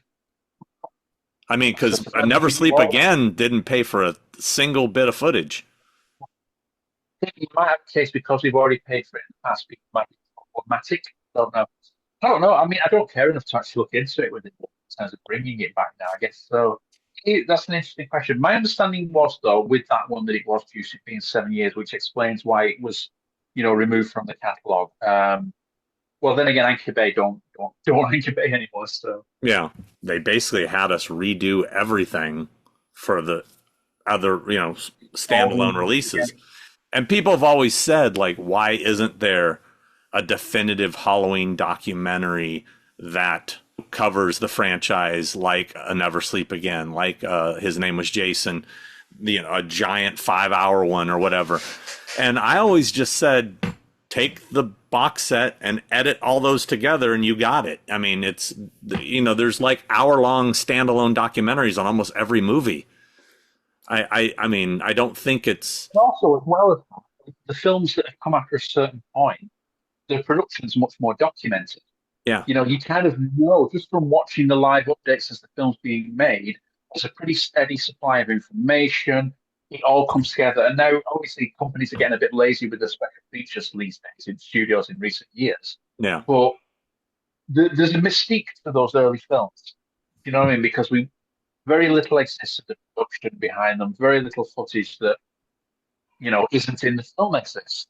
The one I really want to see is Rob Zombie's Halloween 2 documentary, though that never got released. Yeah, and they had all sorts of problems with that film, so that could be very interesting. Have you ever read his first draft of that script? What's that? Have you ever read the first draft of Rob's Halloween 2 script? No. No, me neither, but I heard amazing things about it at the time before. It got changed quite substantially, but I heard first pass was quite something. That's one of the few that I've not really liked it. Yeah, I'd be interested in seeing that. I did read the Halloween 3 3D one that Marcus Dunstan, Patrick Melton wrote. That was going to... That was Todd Farmer and Patrick Lussier, Halloween 3D. Oh. You're confusing with Halloween Returns. Oh, I'm thinking, yeah, you're right. Halloween Return. Okay, you're right. I read both of those. But it's Halloween Night Dance and Halloween Returns. The comic edit, Night Dance. Uh-huh. Look at that then. Halloween Returns. Yeah, okay. Yeah. Well, there are a few similarities here and there. A few similarities. This is also the anniversary of the first release of a Horrors Hallowed Grounds episode, too, because even though I had done my location videos prior, this was the first official Horrors Hallowed Grounds episode. And that was all something. I was in Malik's office and literally we were trying to come up with ideas for bonus features. And I said, well, there's this thing I've been doing online as an article with photos on Horror Channel. And I've been thinking about doing it as a video episode. And I pitched him the idea of what it would be. And he just said, do it. He said, you got 2 weeks. I got 2 weeks. He's all 2 weeks to turn it in. So I ran out, and me and Buzz, I think was Buzz Wallach involved? I don't think Buzz was involved in the first episode. It was Andrew Cash, Todd, John Condit. We all went out and I called PJ Souls and pulled a favor with her. And, I couldn't believe she said yes. And we threw together a pretty solid little episode for the time, and that's really where it started. And that was my big revenge to Tony, was like, you did everything to suppress me from this. And now I've got my own feature. That was worth all the everything. The payback was worth it. So what's your best memory from the whole thing? My best memory. You have to dig through all the crap and find a nice moment now. The best moment from everything? Yeah. I mean, there was a lot of good ones, man. I mean, you and me had fun doing like the Barker and the Rob Zombie stuff. That was fun, and Not Santa Mira stuff. so we went to film at the Halloween 2 hospital. We get there, we're out there filming. It was me, Tony, and you, and all of a sudden, cop cars pull up. Like I want to say there was like it's like 3 of them. I don't remember. And they drew weapons, and we're like, so you were stressed out because you were from another country and didn't want to deal with any legalities over here. And so you were really freaking about that. So I literally took it upon myself to say it was me. And I was the one that got cited. And the reason, and I had to go to court for it. And after I explained to the judge what we were doing and this, and they dropped it immediately. But it was a big pain in the ass, a big hassle. But the reason that happened, we did not know that particular day that we went there. It was a VA hospital. There had been a terrorist warning put out against VA hospitals, that VA hospitals were being targeted by terrorists. And here we are, out there, cameras, or I don't know. They weren't taking any chances. So that was the extreme reaction we got. That was the reason for the extreme reaction. I remember it clear as day because, yes, afterwards we did find out it puts it in a moment in time because it was Al Qaeda, wasn't it, who had actually put out the alerts on VA hospitals. They were valid targets. Yeah. So as a result, they were on high alert. We got there. I remember seeing the no trespassing sign going, and the 3 of us were stood there, and I did some filming. I then gave you the camera at this point, so I wanted to take some still shots. So I went over and I ran up close and started taking stills of the entrance. I said, blah, blah, blah, blah, blah. I turned around to say something to you. The gun's pointing right at my head. You and Tony are both like so with the hands on. I'm just like, hi. And the guy came over and he was asking me all sorts of questions. He's like, where are you from? Where's your ID? And I didn't even have my passport with me. And I'm like, oh, I'm a fan. He goes, what, you're not doing it? I'm like, no, I'm a fan. I'm not filming anything professional. I'm a fan. Yeah. And we went back. And the guy was okay. It was weird. So I remember he like bent us over the police car and did the search. And it was like I was in TJ Hooker or some fucking shit. It was just weird. Really, really alien to me. And I don't know if you remember, well, you won't, but the previous year, one of the guys on the crew, because he'd overstayed a visa by 40 minutes a couple of years ago, got locked up when we were filming in LA County and then deported after a week. It made the press over here. Do you remember that? I remember that. What was his name? Ollie. Okay. Yeah, I do remember. I remember that circumstance for sure. That was rough, and that was preying on my mind. I remember telling him, and he was okay, the cop that was speaking to me. He said, it's all right, this is as bad as it's going to get. And he took me back over to you two. And then the other guy came out, the boss. Do you remember that guy who looked like Carl Weathers? Black sunglasses, thumbs in the buckle. Yeah, thumbs in the buckle. And he comes over and he looks at all 3 of us. Just as we were about to go, it had just about been dropped. My daddy works in this hospital. Okay. So, no, wait. My daddy is a patient in this hospital. Okay. My mama works in this hospital, as do I. And I take your intrusion personally. I'm like, oh, fuck. Every time you mentioned a family member, we went further into the shit. So, now that you're telling it, I'm remembering, yeah. Yeah, and it was this guy that wanted someone to take the fall for it. Now, if I'd taken the fall for it, I would have been in considerably more trouble than you guys. Yeah. Considerably. And I remember Tony goes, he's the director. And I'm just like, and he went, and the policeman who'd spoken to me knew that I was going to be in more trouble. And he was all right. And he pointed to you and he said, that guy held the camera. And then you went, yeah. And you took the rap for it. I remember you took the rap for it because you had to go because I was worried that they were going to take the camera because it was a hired camera. It wasn't ours. And the Rick Rosenthal interview was also on the same tape. I forgot. Yeah. Why? Because we had just went to his office and interviewed him. Correct. He was in relative close proximity because he was off the cuff. a bit more going to the hospital. It wasn't planned. So It's fun. yeah, It's funny because I completely forgot about the Rick Rosenthal interview, and I also remember how Tony threw a fit that I brought a couple posters to get signed, and I remember. you remember that? And he said something. He said some bullshit like that. I brought like 12 things when I brought like 2 posters, but whatever. The funny thing is now I work with Rick and have for years, and I could go over to his house and get something signed if I want to. So apparently I didn't leave such a bad impression. So I liked him. I like Rick quite a bit. he's I liked great. him a lot. He asked me what I thought of Halloween Resurrection. Kind of tricky. Kind of tricky. You know, some deft negotiation there, the conversation. But yeah. Well, you know what's Um, funny is I don't think, did we even know he was married to Nancy Stevens at that point? Because I don't remember getting her in the interview. no, we did. We did. We did. We didn't get her in. I don't know why we didn't get her Yeah. at the time. I think we might have asked. I don't think again because she wasn't on the circuit for signing, so maybe she just didn't want to know. But in the interview, he actually talks about meeting her, making Halloween 2, and how she's his wife. Yeah. That's actually in the interview. We didn't know. We certainly did by the end of it. Um, yeah, that was good. We had to wait ages while he had the longest sandwich of all time. Do you remember?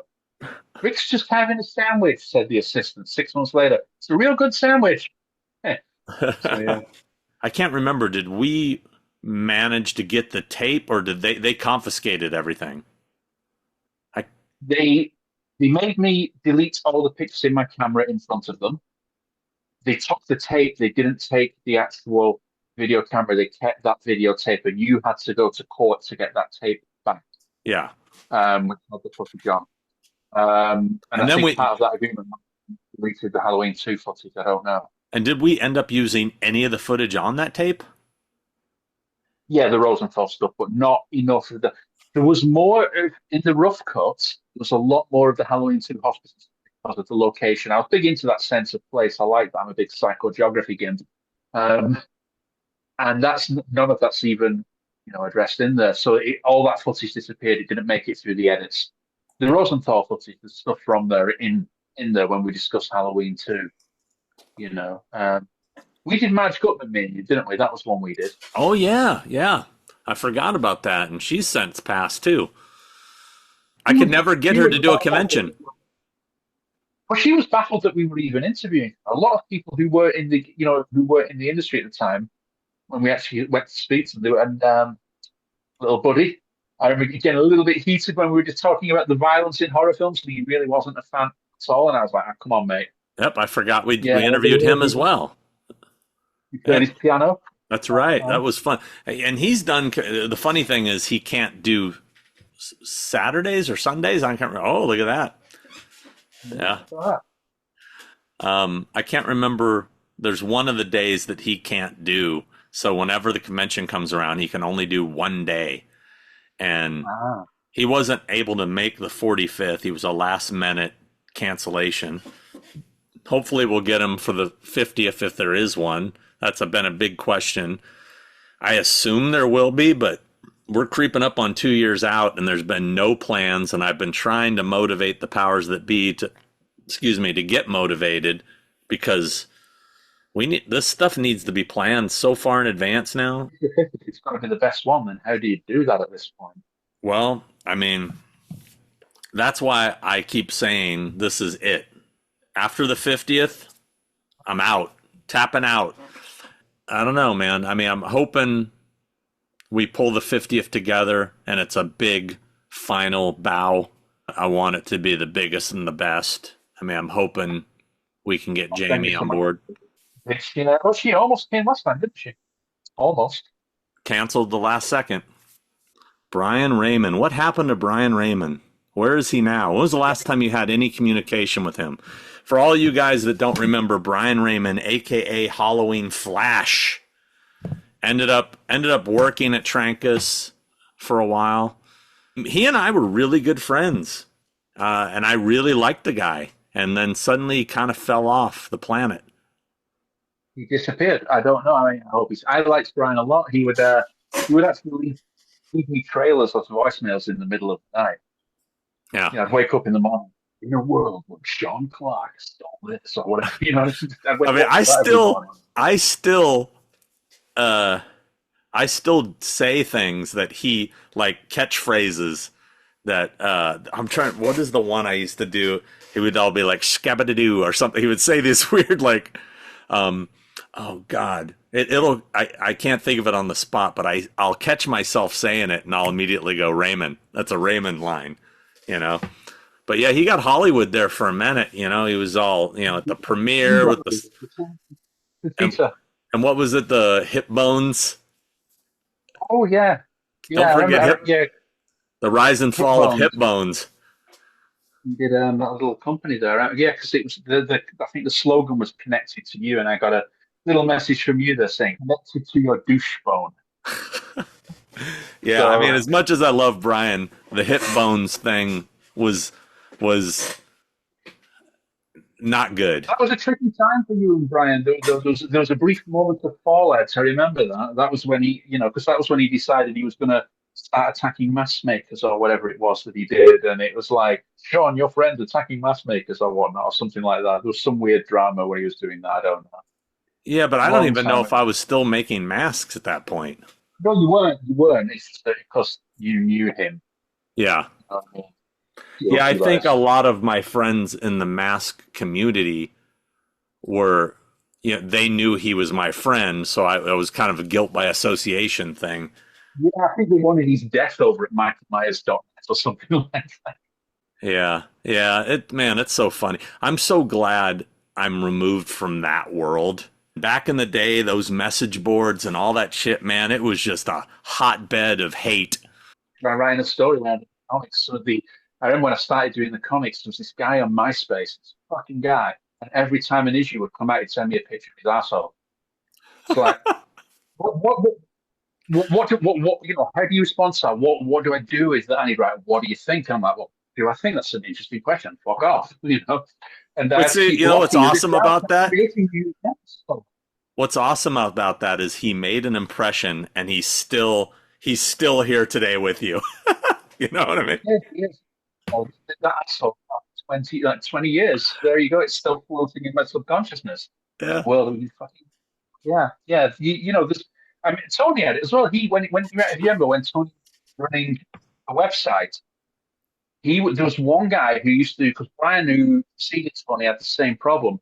There was a guy who used to email in detail about Myers' feet. Michael Myers coming home from a hard day killing, picks off his shoes, and he wanted details and he wanted photos and a lot of people used to write to the website to Michael directly. Uh-huh. And now that same guy is directing award-winning films. We love Quentin Tarantino. Tarantino owns it, the documentary. He does? He does. Remember when we bumped into him? Way back in 2007. Was that outside of the New Beverly? Yeah, we watched Black Shampoo and went over the road, and he was at the coffee shop. That's right. And it was at the same time they were shooting Rob Zombie's Halloween. So I told him, I think I'd been on the set that day and met Malcolm briefly. You'd been on it quite a lot prior to me arriving anyway. And we were having a chat about that. And he goes, "Oh, have you not been down the road to the original Myers house? It's just down the road. You should go." I said, Yeah.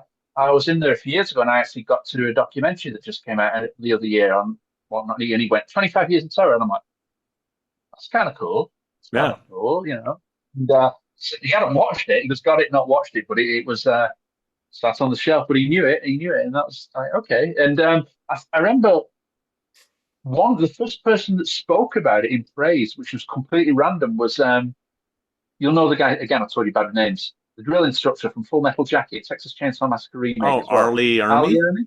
Yeah.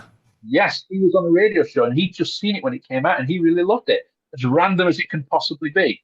Wow. Because again, there was nothing like this that was actually talking about your favorite movie with fans in there. I mean, there probably was, but not in the horror genre, speaking to the same people. For our crowd, it was relatively new. I mean, you had some great horror documentaries before, Document of the Dead being a standout, things like that. Commode's Fear of God, The Exorcist documentary was a standout. Things like that. But this was more of a documentary on the franchise, so that really hadn't been done. and having its own release coming out as this Yeah. package. It was a little something that sort of almost like a reward for your years of liking this thing. It validated it. And I meet people all the time that really, really like it. That I got a writing gig a few years after in Portland, and the reason I got that, this guy told me I watched it like 30 times in a row, and I'm like, oh, well, maybe I'm working for the wrong person. But no, people really got a lot out of it, and that's good to know. That is really nice to know. You see people holding it, and like you, all I see is what's wrong with it. Yeah. I don't. But a lot of people got a lot out of it at that particular time, and now it works more as a timepiece of an antiquated sort of age or a fandom. Because you didn't have that accessibility that you do with celebrities now as well. Online. These were, it's to me, the most interesting part about the documentary now isn't the fact that it's a Halloween documentary, it's the fact that it's a timepiece to a little moment of time where fandom was starting to connect with the other side of the camera. Yeah. And we sort of, we embodied that at that point, I think, in some ways.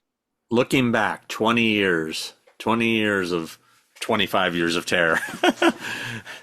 It's kind of crazy, huh? I wonder, do you ever wonder like how many copies were made?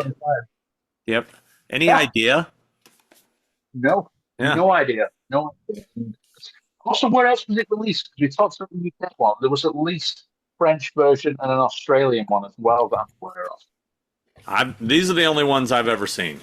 Those are the ones I've got. Those are the ones I've got, I believe. There we go. All my copies as well, so don't feel too bad about it. I didn't get my copies. I bought them all. I might have gotten this one for free, or I may have bought it. I don't know. Or no, not this one. It's HMV. This one. I paid for these. Yeah, again, I'm proud to have been a part of it. It was an adventure. It sucks that there's a lot of bad memories attached to it, but there are a lot of great memories attached to it, and friendships made. I mean, you and I have stayed friends through all of this, I think the two that have never had a falling out, you and me. So, well, that's because we're a lot more blunt to each other's face, I think, than else. Yeah. You know what I mean? And yeah. But yeah, it's a long, long time. I mean, it does feel weird that it happened. One of those. It was again, not having that world where it's accessible made it feel a lot more special. Like the first time I saw the Myers house, having not seen it on Google Maps, having not seen all that, I will never forget that moment where David Margrave said to me, "You want to go in?" In the Myers house, you know what I mean? And I'm someone who grew up on a council estate in England and watched this thing in like 1982, and suddenly I'm in the house, and it was quite a leap of reality. Do you know what I mean? It's like, well, what's happening here? So, of course, I ran downstairs, putting my t-shirt on like the opening of the film, The Best Sex Ever. Do you know what I mean? Straight away, I'll call you tomorrow. Run downstairs straight away. First thing I did. And he was nice, the guy who owned it when he was telling us that story. He passed away since, didn't he? Well, yeah, David Margrove. Margrave, yeah.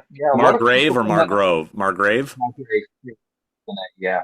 I mean, so many people from that first one have like passed away now. I looked at a clip where I'm outside the Myers house and I'm filming, and in that clip alone, David Margrave's there, Ricky DeCramer, who was someone who worked for the South Pasadena Council's there, Paul Swearingen's there, dead. It's weird when you see that. Did you guys interview David Margrave for the doc? Is he in the doc? Yeah, he is. He gave me, and I found it the other day, when he was saying about how he bought the house. He bought it for $1. He gave you one too? I've never seen one. He did, yeah. I've never seen one before, so I still have it. I still have the $1. I still have mine. Well, actually, I'll tell you, everything I've got from the convention, I've got right here. I have. Oh boy, I don't even have those anymore, and I made them. Those, I think. Made them, yes. I have marked the plastic cup. I think I sold everything, but I don't have that. Do you have the little antenna ball? No, I would like one of those. That made it to the documentary. There is a shot of that spinning just there, and obviously, like yourself, I have. Yep. And then there was the poster There was two different posters. There was the one poster of Silver and the Michael orange one, tearing through the thing, and then there was the silver, black and silver one, which was the limited yeah. one. I think we disagreed on the poster, if I remember. Yeah.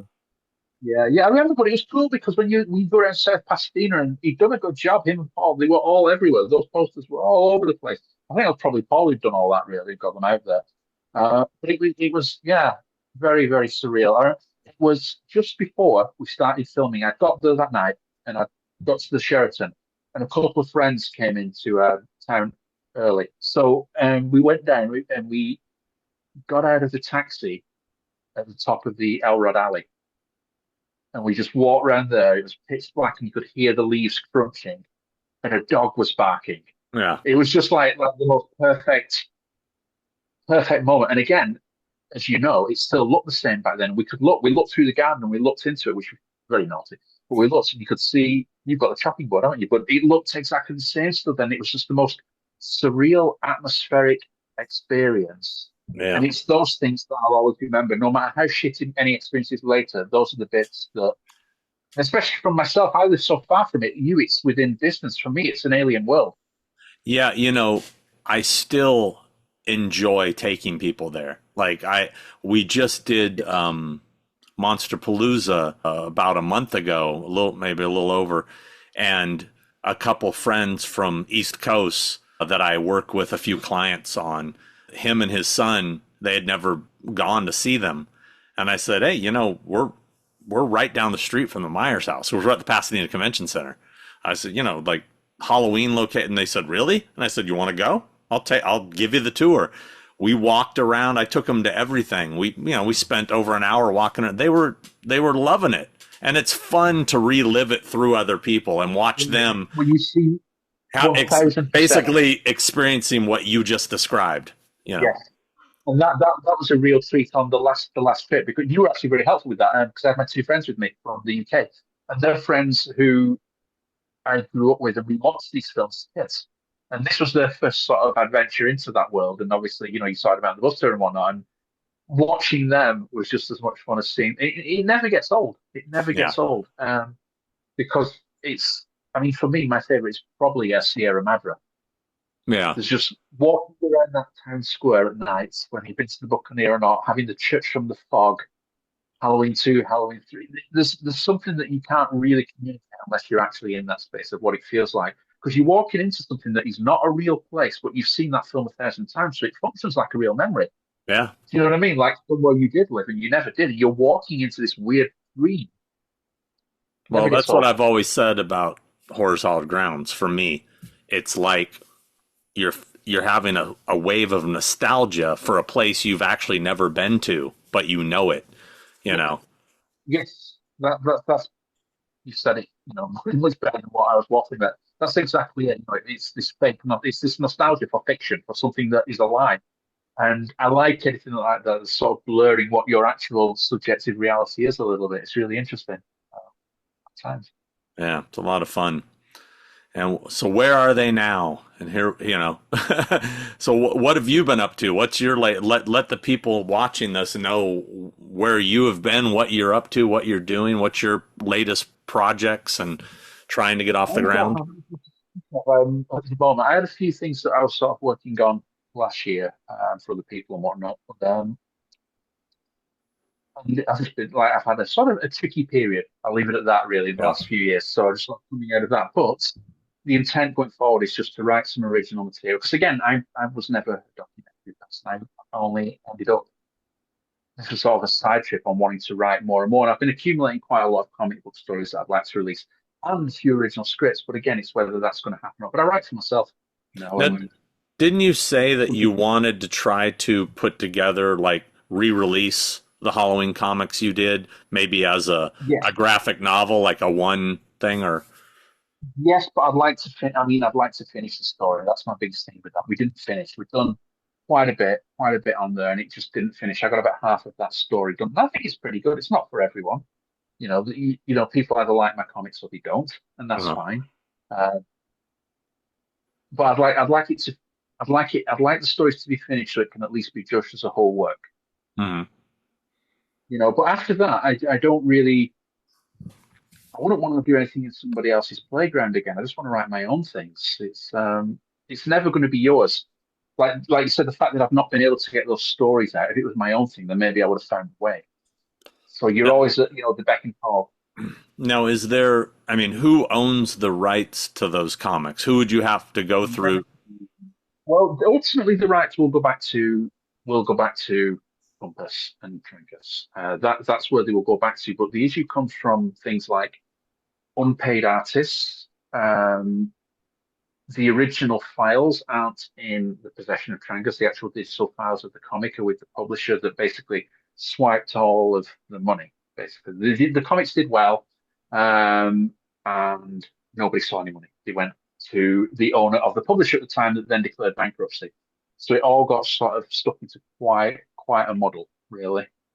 So is there ever any chance of those being reissued, or is that pretty? Maybe. I mean, I haven't really pushed for it too hard, really.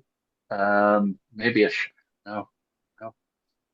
Because even them are so far behind. The reason I'd still like to get them out is because they're done and they've been bootlegged for years and years and years. People want them. They sell for a lot of money. You've seen the prices on those things. Yeah. People want them, and it'd be nice to get them into people's hands. And I'd like a nice edition just as a closure on it. Really, bye. Don't little coffin with all my Halloween bits in, and then it's some sense of proper closure on it rather than it being something that's always dangling out there. Really. Just seems like it would be a really cool thing to try to have done for the 50th convention, I would agree. And again, I think it's good. I mean, I'm confident in the material. I think, I do think there's certain little bits from the comics that found their way onto the screens in the Blumhouse trilogy. There's a little bit of that there. So that renders some of the stuff redundant in a way. But the rest of the stories, I think, are pretty good. I think there's a satisfying ending to that, because essentially what all of the Halloween comics are in the H2O timeline. Halloween 1, Halloween 2, H2O. That's it. Yeah. Because there's a lot of space to work with. You don't have all like thorn and mythology dragging, putting them in a place. And there is an ending. There is an ending to it, because when I actually did write these, they'd done Rob Zombie, so that was going to be the new continuity at the time. There was no intention of going back to the original concept. Well, they never did. They went back to the first one, really. Mm-hmm. With the Blumhouse films. Yeah. So I don't know. Yeah, I know Dan Schulte, who is the guy who did the 25 Years of Terror CD. Yeah, Dano. Like, he was saying we should do a vinyl release, a 25th anniversary kind of. And I was like, vinyl's so popular right now. I could see we could sell 500 of those, maybe 1,000. Who knows? I don't know, over time. That'd be really good. 50th, because for everyone who's at the 50th, that'll be a 25th anniversary. Yeah. Because what is one of the things that is a real joy about going to those conventions is every 5 years you see the same people, and I don't see them at all in between. It's not like it's literally. It's kind of a weird social experiment in that. You see people and work out who they are. I fortunately get to see you fairly often because I seem to come to Manchester once a year. Yeah. So, and you just happen to live right by, which is great. Yeah. I was at Arcade Club the other night as well. Good time. Yeah, I need to get back there. Well, any final thoughts on that? I hate to say this, but I kind of want to watch this now. It's been long enough that I think I could. Well, I almost feel like I need to watch it also just to kind of refresh my memory of some of the things we talked about. Yeah. Anyone who bought it over the ads, I'd say thank you, because some of the messages that I've had over the years about it, regardless of how I might feel about it myself, have been really nice, very, very kind. Yeah. I remember that lovely fellow who, when we watched Black Shampoo that time, there was that lad who had a copy of it, didn't he? Who got it? I think he'd heard that you were at the screening and wanted it signed. So I signed it as well. His copy of the DVD. Uh-huh. And then it's a good job I did, because he wrote very nice things about me on IMDb. Well, great guy, sign my copy. And his username's like, look at the blood or something awesome. Couldn't make it up. But no, the reception to it's been great. And same with, the people who like the comics, and that, it's of its time, it's got its flaws, it could be better. But I do think it opened a door for a lot of similar projects And it doesn't get spoken about in that context enough. I think people look at all these documentaries after and talk about them. I don't think, and like you said, this is the only bit where I will toot a horn about it. I think that opened a little mini subgenre that was not there. 100% did. 100% did. A lot of people got jobs because of what we did and have made a lot more money and have had a lot more creative satisfaction because of what we did. Yeah. And that's a good thing. That's not me mourning and being bitter about it. If you make something, you don't want it to be the best. You want it to be the best in that moment. You want people who come after to shit all over it and make something better. Otherwise, what's the point? You know, and thankfully they have people who've made better things. They've took that template, they've expanded. And I mean, Dan Farrens deserves a mention in that regard. Yeah. I'd say he was the first person who took it and then went that next level with it. With because I know he had to go with, his name was Jason at first, but then he did Never Sleep Again, and that really elevated this sort of idea of a project into what it could be. He showed really where you could take it. We showed you could make this thing. He showed what you could do with it. And I think beyond that, I think it's not really evolved beyond that. I'd like to see where we go next with it. I mean, there was a point where I nearly did the Hellraiser documentary. I wanted to try a few different things in terms of approach. Didn't pan out. We shot some interesting footage at Clive's back in 2010, but it didn't pan out. But that would have been interesting because I didn't want to do the same thing. I wanted to blend in a bit of fiction with that, with Clive's mythology, do something new. So, and there's not many old films left to talk about anymore. So it'd be interesting to see, or is this media done now? Is this thing done? Is the thing like the last big one of them now, really? No, they keep, it seems like they keep pumping them out. You know, I hear there's another Jaws documentary that just came out, and they keep doing those 80s ones. In search of, yeah. I mean, and there was an Alien one recently. Alien, same guys that did The Thing, did Aliens. There's always room for more. I'm sure there's going to be another Halloween documentary. You know, there's more material to cover now. So. They're going to be kicked into high gear with the 50th coming. They're not going to let that pass by. No, I know there's things in the works, but there has been a lull there even before things were in the works. So, all right, well, I think we should wrap it up. Everybody go out, dust off your copy, and give it a spin for the 20th. What's that? Read the comic. Good. Read the comic, but it's not in this one, right? Is it in this one? It's in that one. Oh, it is in this one too. That little card's in here too. What are these little cards? Those were handed out by Anchor Bay, so not many people have those. Got quite a few. So there's a competition prize for someone. What? And there's your comic. Yeah, there we go. Little card in there. Man. It's a fun story. It's a weird one. Michael's only in one panel, you know. But there's some nice posters in there as well. What's that? Nice coasters in that box as well. Coasters? I'm being sarcastic. Oh yeah. Took me a second. Nothing came in the orange one, right? Is it? Yeah, bare bone. Oh, it does have a reversible cover. Yeah, that's the spiel that's written on the inside of the other one. Yeah. Well, this was fun reminiscing. Yeah, funny. It's shocking how much I remember. It just comes back. And there'll be loads more that'll come back to me after this because I've got like quite a lot of detail. That's his umbrella. That's the only one. Yeah. Oh, can you still hear me? Wow, you actually got louder. Turn up volume. Here we go. Well, you know what? That would have come in handy the whole interview. What? Remember I was saying your sound was cutting in, and suddenly now it's like perfect. Is it? Well, that's because the headphones are crap and they've died and the actual laptop was fine. On the other hand, we would have had your voice on feedback because it's on speaker. It sounds great. Sorry, everybody.